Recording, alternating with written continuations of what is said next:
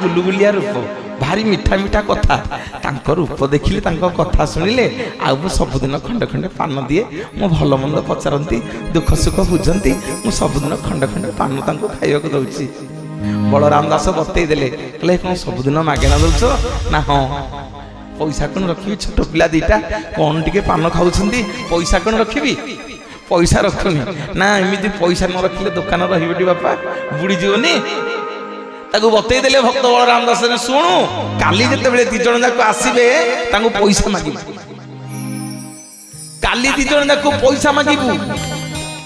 पैसा देले जाइकरी से मानको छाड़ीबू ना सी ठीक पिला दीटा पैसा कोठू देबे न देबे ना जदि पैसा न देबे जो चादर दीटा जाक घोरी हेकि आसुचंती से दीटा जाक तांकर बंधा रखि देबू